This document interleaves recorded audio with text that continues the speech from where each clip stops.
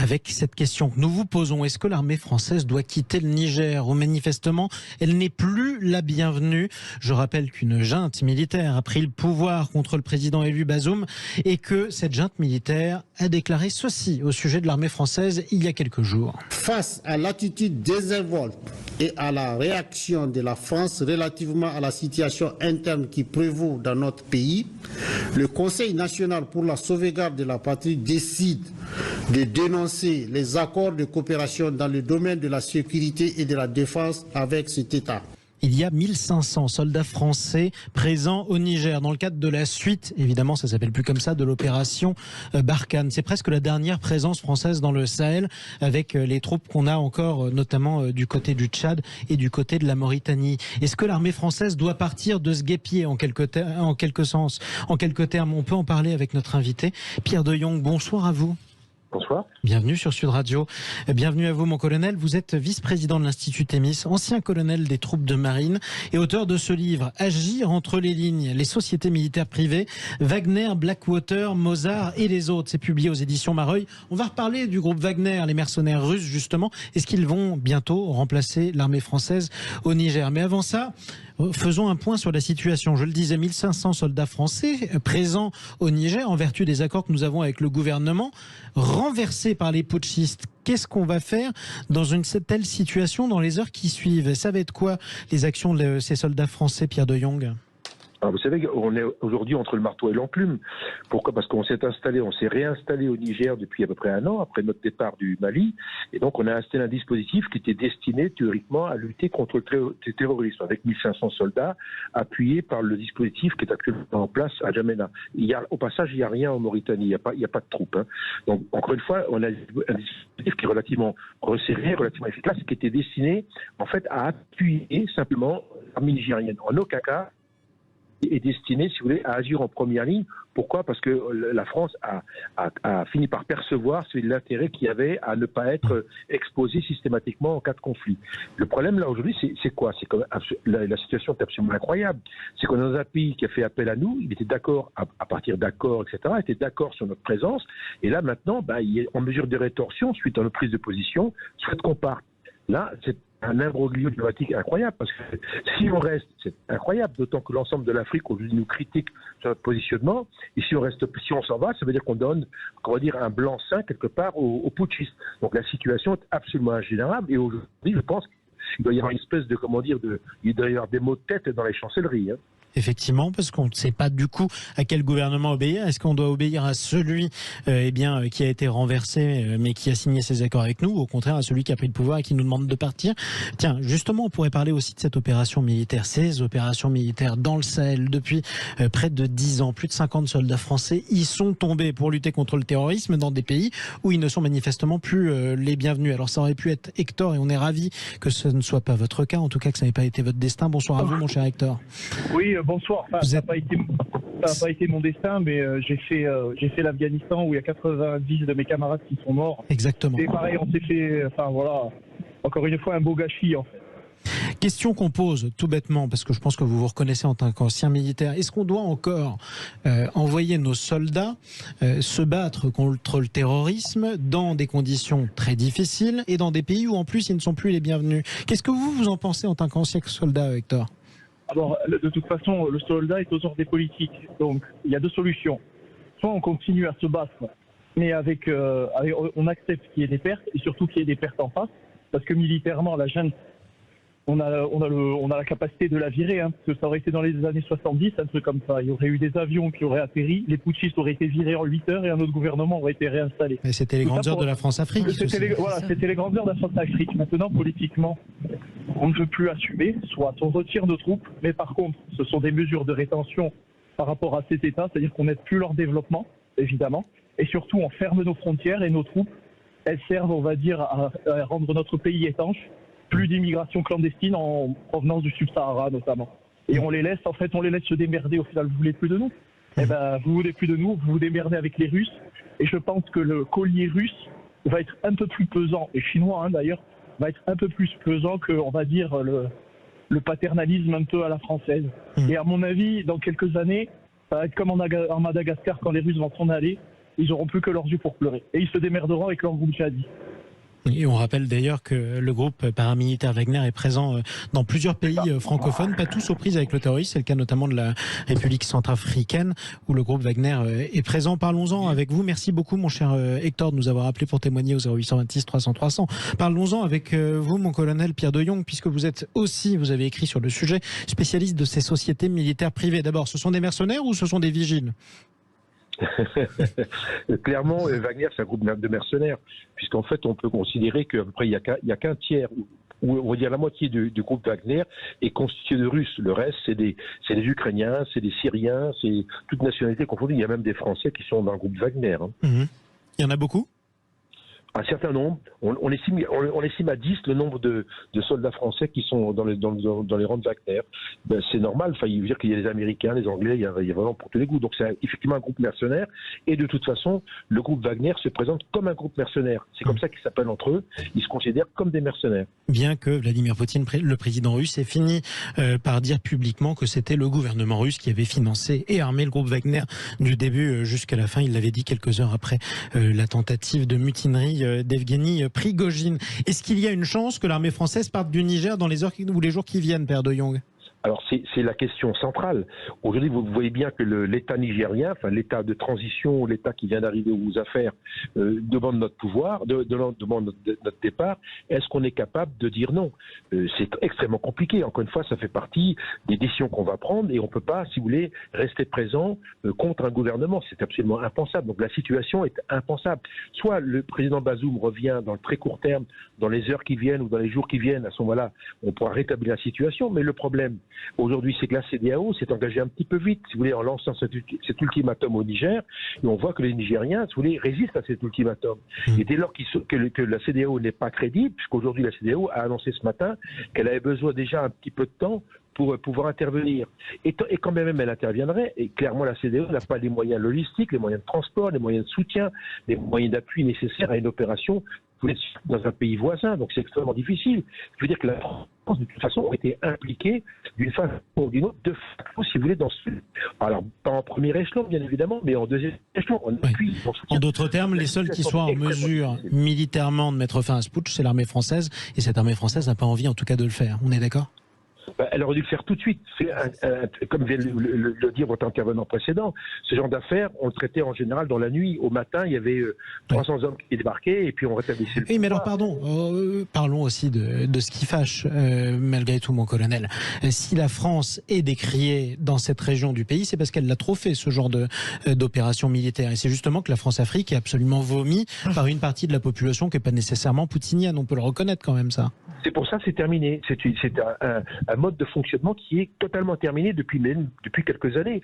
Alors c'est vrai qu'il y avait encore quelques résurgences. Rappelez-vous au Mali, on est intervenu au Mali en 2012, mais à la demande express de l'État malien, avec un courrier, etc. Donc il y avait des règles, puis les Nations Unies qui avaient décidé. Là, on est sur un modèle qui est un modèle ingérable et dans lequel la France, je l'imagine, ne souhaite pas se réengager. On ne souhaite pas, si vous voulez, être un acteur de premier échelon dans cette opération-là. Donc c'est extrêmement difficile. Un autre point qui est très embêtant, si vous voulez, c'est qu'au-delà de la CEDEAO qui a une forme de légitimité, le problème c'est qu'une partie de l'Afrique, si vous voulez, critique ce qui va se passer avec la CEDEAO. Les voisins, le Mali, la Guinée, évidemment le Burkina Faso, l'Algérie, même le Tchad aujourd'hui est plutôt sur un mode neutre. Donc on voit bien qu'une partie de l'Afrique, si vous voulez, est réfractaire à une opération militaire menée par la CEDEAO, éventuellement appuyée par la France ou par tout autre pays.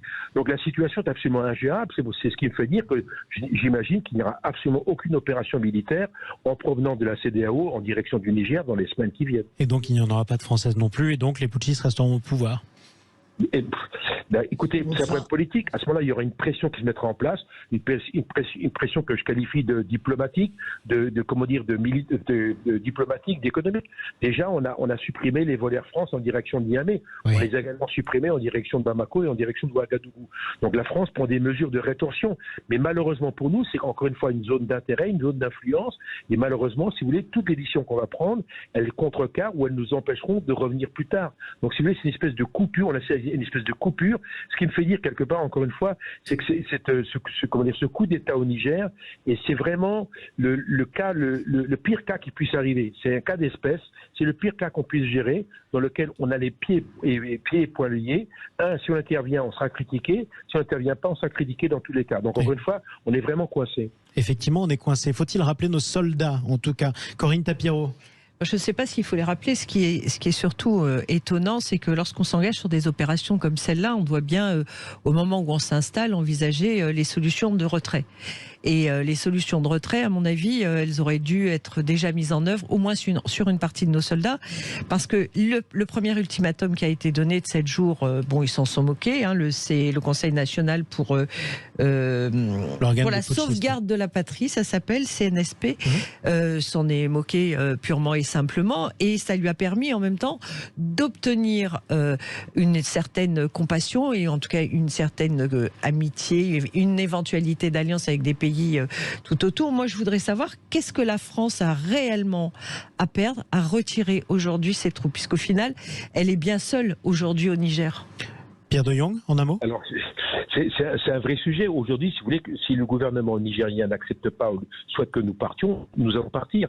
Encore une fois, c'est compliqué. C'est qu'on voit que l'État nigérien, aujourd'hui, entre guillemets, en train de brûler les vaisseaux, à larguer les amarres quelque part, se rapproche d'autres États, je dirais, particuliers, pour pas dire putschistes, donc le Mali et le Burkina Faso. Ouais. Et puis derrière, en sous-main, qu'est-ce qu'on voit? On voit apparaître la Russie, qui bien évidemment n'a pas été l'initiateur de ce coup d'État, mais évidemment profite de l'occasion. Et on voit aujourd'hui que Wagner se prépare, ou en tout cas se prépositionne au Mali pour intervenir potentiellement au Niger. Alors un mot justement là-dessus, Pierre de Jong, parce que ça fait quand même des mois que les paramilitaires de Wagner sont présents au Mali pour soi-disant lutter contre le terrorisme. Est-ce qu'ils le font plus efficacement que l'armée française ou pas? Parce que c'était le reproche qui était adressé par les Maliens à l'armée française. Alors, c'est aussi une très bonne question. Pourquoi? Parce que d'abord, ils ne sont pas très nombreux. Au Mali, à peu près, je dirais 2000. La deuxième chose qui est très intéressante, c'est qu'aujourd'hui, si vous voulez, les modes d'action de Wagner sont des modes d'une ultra-violence. Le problème, c'est que les soldats français sont issus d'un pays démocratique et qui, bien évidemment, si vous voulez, limite l'usage de la force. On n'emploie pas tous les moyens. Et évidemment, donc, encore une fois, nos modes d'action sont des modes d'action, je dirais, démocratiques et qui correspondent à des règles d'engagement, des règles de guerre qui sont couramment admises. On voit bien que les Russes n'ont pas du tout ces blocages-là. C'est-à-dire qu'est-ce qu'ils font? Les attaques de Wagner, elles sont extrêmement violentes. Alors, comment ils se comportent lorsqu'ils interviennent? Comment? Pardon? Elles sont efficaces lorsqu'ils interviennent, mais elles sont extrêmement violentes. Donc c'est un carnage dans les villages, etc. Et ça, si vous voulez, on nous le reproche aujourd'hui. Encore une fois, les États du Sahel sont martyrisés par ce terrorisme. Et ils considèrent qu'aujourd'hui, la France et les États européens, d'une façon générale, ne sont pas capables de résoudre ce problème-là. Ça fait 10 ans qu'on est sur ce sujet-là, on n'arrive pas à le faire. Encore une fois, c'est un mode d'action qui ne font pas usage de la force de façon totale, vous voyez ce que je veux dire? Et donc les Russes proposent une autre solution, qui est vente d'armes, qui est Wagner, qui est une présence militaire massive, en tout cas très forte, mais en tout cas avec un usage de la violence qui est général et extrêmement massif. Désinhibé, on va le dire comme ça, en tout cas. Jean-Luc Benamias voulait intervenir. Oui. Colonel, je ne vais pas polémiquer du tout avec vous sur le côté militaire, mais ça, je vous apprendrai rien sans doute. Hein. La géopolitique mondiale est bouleversée depuis que nous avions été chargés par l'ONU quasiment, notamment les États-Unis, de gérer une partie de l'Afrique. Ok, cette période-là est malheureusement ou heureusement, je ne sais pas, terminée. 2 mots sur Wagner. Wagner, à la fois, sont d'une violence exacerbée, on le voit évidemment entre la guerre entre les Russes et l'Ukraine, mais on le voit aussi en Afrique. Mais Wagner fait des affaires. Wagner réutilise, notamment au Niger, les mines d'uranium et gère un certain nombre d'autres mines. Ça a commencé. Au Mali, enfin c'est surtout au Niger l'uranium. Wagner est une organisation qui est en difficulté, nous l'avons vu en Russie et en Ukraine, mais qui dégage sur cette partie de l'Afrique des évolutions et militaires et industrielles, enfin et financières, et c'est ce qui rend les choses compliquées. Alors, en ce qui concerne la France, elle ne peut pas, clairement, on ne va pas dire à nos militaires, enfin je ne vois pas comment le président de la République pourrait leur dire restez, on va faire ce qu'on peut. Non, à un moment donné, nous sommes totalement coincés. On a été coincés au Mali, on risque de l'être au Tchad, on a la communauté internationale, pour aller vite, doit faire extrêmement attention, je terminerai là-dessus, au fait que Daesh se restructure, à la fois notamment en Syrie, mais aussi à partir de l'Afrique. Et on aura à régler un problème à un moment ou à un autre, la communauté internationale, et pas uniquement la France, de voir comment on rebloque ce qu'on a réussi à faire à une période dans le cadre de la Syrie et de l'Irak. Mais on aura le même problème si en Afrique, tout d'un coup, on voit se redévelopper une véritable armée relativement puissante, si ce n'est extrêmement puissante, qui développera en Afrique ce qu'elle a essayé de développer dans les territoires syriens. La réponse dans quelques instants de Pierre de Jong. Philippe Bouriaquier, en quelques mots. Mes respects, mon colonel, merci pour toutes ces précisions. Je voudrais quand même rappeler qu'il reste encore quelques Français dans ce secteur. Il y a aussi des entreprises françaises et que le rôle de l'armée, effectivement, mon colonel l'a très bien souligné, c'est d'être à disposition des politiques, mais c'est aussi de protéger les intérêts de notre nation et nos ressortissants partout où ils sont dans le monde. Et c'est un des seuls pays qui n'abandonne jamais nos compatriotes, où qu'ils soient, même quand ils se sont mis eux-mêmes en danger. Et donc je voudrais quand même saluer ces femmes et ces hommes, nos anges gardiens, qui risquent leur vie pour des gens qui n'ont pas entendu les recommandations du Quai d'Orsay. Et donc par conséquent, il y a aussi des populations civiles qui vont être des dommages collatéraux. Je pense à ces Nigériens qui n'ont rien demandé et qui soutiennent l'ancien gouvernement. Donc qu'est-ce qu'on fait? Est-ce qu'on laisse la démocratie reculer pour donner un signe fort à tous ceux qui veulent déstabiliser le reste du monde par des coups de force, ou est-ce que on utilise, mais c'est Jean-Luc l'a dit, nous avons un vrai problème de conscience par rapport à la façon de faire entre Wagner et nous qui sommes des humanistes, et les autres qui sont des barbares. Donc il y a un vrai dilemme qui se pose. Dans un instant, le mot de la fin du colonel Pierre de Jong, mais avant ça, au 0826 300 300, j'aimerais qu'on accueille Emmanuel. Quand on lit les réseaux sociaux, et notamment les commentaires des réseaux sociaux africains, il y a un reproche qui est souvent adressé à la France, et vous le partagez, ce reproche, Emmanuel. Bonsoir à vous. Bonsoir à tous. Disons que je le partage. Je vais me faire vilainement l'avocat du diable.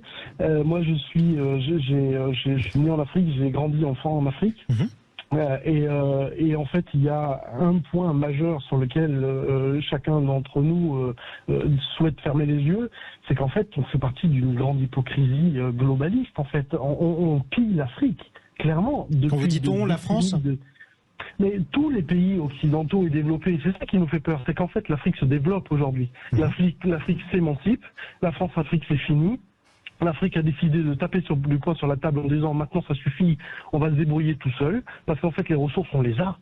Et nous, on fait, si vous voulez, c'est compliqué de la position dans laquelle on est, mais je trouve ça délicat aujourd'hui de venir jeter l'opprobre en disant ouais c'est la Russie, ouais c'est Wagner, les gros méchants, et nous c'est les gentils, etc. Alors que nous, depuis 60 ans, on profite abondamment et parfois avec des méthodes terribles des ressources minières, enfin, j'en passe, c'est des meilleures, quoi, vous voyez. Donc, je voulais apporter cette touche-là, parce que aujourd'hui, il ne faut pas que l'Occident se fasse un peu la fleur bleue en disant, ah ben non, ben qu'est-ce qui se passe? Ben non, les gars, ça fait 60 ans qu'on leur marche sur la tête. Faut pas s'étonner à un moment donné que les gens se réveillent. Et en tout cas, le message est passé, et vous n'êtes pas l'avocat du diable. Tout le monde a la parole sur Sud Radio. Mon cher Emmanuel, profitez bien de la belle ville de Montpellier, d'où vous nous appeliez, au 0826 300 300. Le mot de la fin. Merci pour votre parole libre à chaque fois. Mais écoutez, on essaye. En tout cas, on est là pour ça. Parlons vrai sur Sud Radio et librement. Surtout, merci beaucoup, Emmanuel. Profitez de Montpellier. Mon colonel Pierre de Jong, vous êtes toujours avec nous. Cet argument d'Emmanuel, on le lit souvent, on l'entend même souvent à la télé africaine, et pas seulement d'ailleurs. Est-ce qu'on a pillé l'Afrique pendant 60 ans et c'est le moment de partir?